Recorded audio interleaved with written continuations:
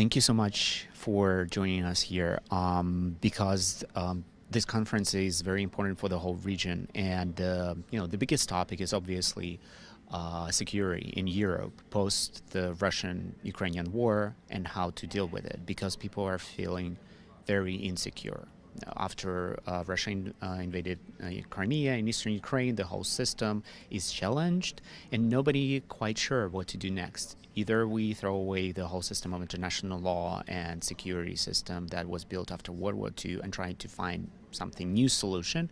Either we're trying to find fixes for already half broken system. Do you think that those fixes are even available, or we should be creative and find something new? Well, I don't think that the actual system, the international system, is necessarily broken. It's obviously went through a shockwave.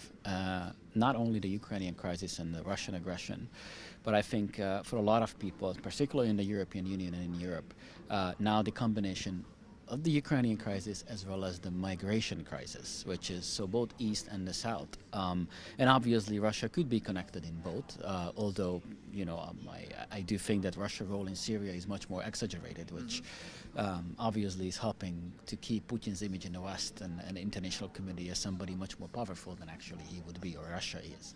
And because it's not, I don't think it's necessarily broken. Obviously it's shaken. Obviously the Ukrainian crisis was showing the limits of Western dominance, let's put it like that, as well as because of this international system. Let's be honest about that. It's a Western, mostly American dominant, and as the American influence or dominance is fragmenting, or it's essentially moving. Weakening or shattering, the local conflicts and the local issues are getting into the limelight. But if other country invades, its neighbor and annexes part of the territory, I cannot see where the parallel between Western influence or not. It's just really basic stuff we're based our international system on. Right. The issue is that this is not the Russians who were doing the first time, and this is not what the Russians invented. The same with the hybrid wars and all this. This is not what simply Russia invented. We would like to believe and we'd like to see or wish accordingly, but it's not the case. Obviously, I don't want to draw parallels between Western action in Kosovo or in Yugoslavia, because it was a really different, the two issues. At the same time, what the West have been doing and Russia have been doing, again, they're different. But they challenged the system before. We challenged the system. The West challenged the system before. Just think about Iraq. Just think about Afghanistan, and it obviously has exactly. So Russia's role. Obviously, from the viewpoint of Ukraine, this is something totally different. But if you put that Ukraine question into a global perspective, you have certain history, and this history is not that far away. It's just only 10 years back, so we should remember, right? So this is obviously a resonance of that, and again, I do believe and do see this, that as a Western dominance is changing, and the local factors and the local influence is getting, or the regional factors and the regional influence is getting stronger. But one thing is to adapt the whole system towards changing powers and changing balance between powers. The other one is to go straight to tribalism, where there are no laws and everybody acts according to their interests. How do you try avoid this? Exactly, and but I would like to raise the attention that even the Russians, when they annexed Crimea, a certain, at least the image of the law, right? There was a referendum, so-called referendum. Obviously, I don't want to argue that there was a real referendum, but the point is that at least the image of a referendum was done, right? So even the Russians were keen. So do you think that they care? Well, they did, at least preserving the image, right? So I don't think that this is an outright and particularly not a planned Russian aggression against the international system, but obviously for good reason. Both Ukraine and West is seeing it such a way, and again, it's justified why they're seeing it such a way.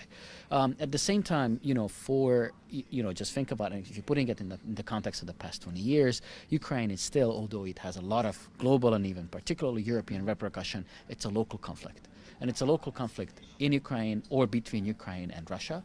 Right, with a global repercussion, but it's really the Ukrainian crisis is now resonating with the combination of the migrant crisis, and this is where the Europeans started to think, what exactly and this conference is essentially it's covering what is our systems and mechanisms, whether these are in place, whether these are good enough, what we can do to strengthen those, whether these fixes, as you call it, I would call it corrections, both policy and instrumental corrections, which we need to do. I'm going to give you a very quick example, like, are we paying the dues, NATO members? Well, not really, right? So, I mean, these are the corrections I'm talking about. Like, unfortunately, the institutions did not work.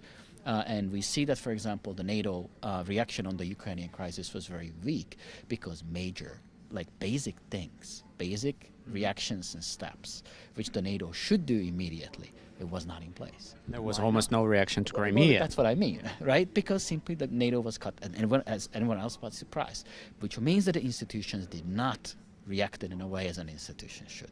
So these are these are the corrections which we need to make. You see, for example, the Baltic states are struggling to pay now the 2%, which essentially they should pay in the past 10 years, but they did not.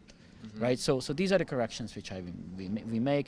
The NATO is still the most powerful institution, but the question is how the management of NATO and how the responsibility of the member states to correct those mistakes and make sure that this is and how quickly they can learn on their mistakes. But there is a huge battleground for international law and a military battleground between Ukraine and Russia. But there is another battleground that is very closely tied to the situation. And actually, I think because of Russian military superiority when it comes to Ukraine, that battleground of reforms is much more important for Ukraine. And everybody says that if Ukraine's success story, despite losing part of its territory, despite being in war, but if it's a success story, it's going to be much more powerful statement on its behalf and for international community that actually some stuff still works. But in recent months, we see a number of really embarrassing high-profile corruption cases that hit the government, the administration of President of Ukraine, and people suddenly changed their perspective dramatically on what is happening in Ukraine if there are any changes. Do you think that it's a real threat to the whole reformist process? Because there is a reformist process, but because of that, it could stop at any moment. Well, indeed, and let me start with essentially as a follow-up on like from the global perspective and why it's correlate, like what Ukraine did in the past year when it comes to military reaction, right? It was a similar like struggling with essentially a dysfunctional army, right, to build up something new. And this has been a remarkable success when we think about that, a year ago we were talking about where Putin is going to stop, where the Russian army is going to stop. Well, they stopped right there. Novorossiya project is no more. Exactly. There's no more Novorossiya. Essentially, like it's, again, like Putin is openly saying that we don't take the Donbass, it's yours, you need to reintegrate it. But again, a year ago it was a totally different rhetoric, and again, like I think we need to see that into that perspective, at least a year back or 2 years back, where we have been and where Ukraine have been. Now, vis-a-vis, I think corruption remains, indeed, as you said, there is a reform process. We at Carnegie doing a regular now Ukraine Reform Monitor, which is showing a remarkable steps and a lot of effort. At the same time, this is neither coordinated. The impact is not that visible simply because these are nitty-gritty steps, but do not have the necessary impact. Again, lack of coordination, lack of prioritizing, and a lack of communication.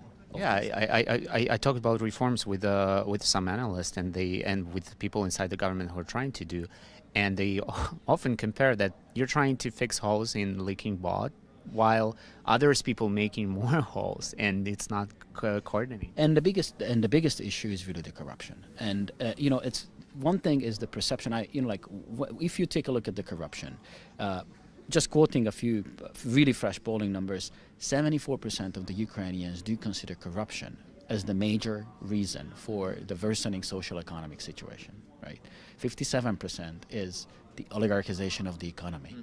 47% is the government incompetence, and only 30% Donbass, the Donbass war, which, Prime Minister Yatsenyuk here in the Riga conference was saying, our economy is down, everything starts because of Russia and because of the Donbass war. Well, certainly it's a factor, but even Ukrainians think that this is only the number 4. Even the Ukrainian public doesn't think so, right? So it should be a wake-up call. The Ukrainian public thinking should be a wake-up call for the West as well, like, look, guys, This is what is happening, right? Now, going back to the corruption issue, if the corruption is a pyramid, right, a system.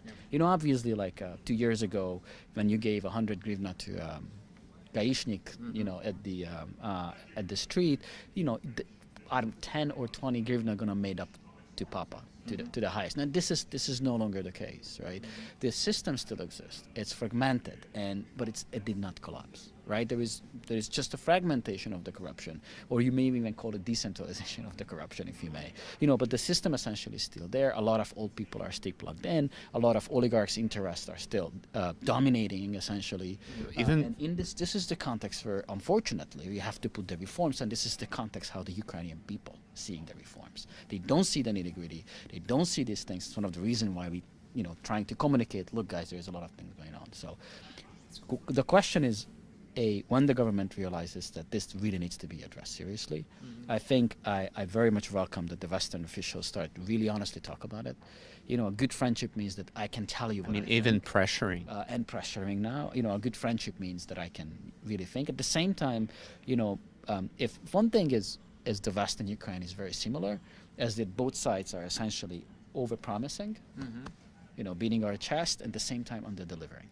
And this is something which both the West and the Ukraine should change. Perhaps less, I think the Ukrainian people, if the government or the Ukrainian oligarchs, whoever, is telling them, look, guys, it's going to be really hard in the next 5 years. But these are the steps we're making, these are the priorities, and this is what we want from you, right? That will be certain, I think, a much more positive reaction. Obviously, you cannot destroy the whole system in just 1 week, but at the same time, messaging is important. For example, if you have people who are accused of corruption inside your own teams, and you ignore and dodge those questions, and they continue working, this sends very bad message to the public. And I think, the main issue what did not happen since the Maidan, is the impunity.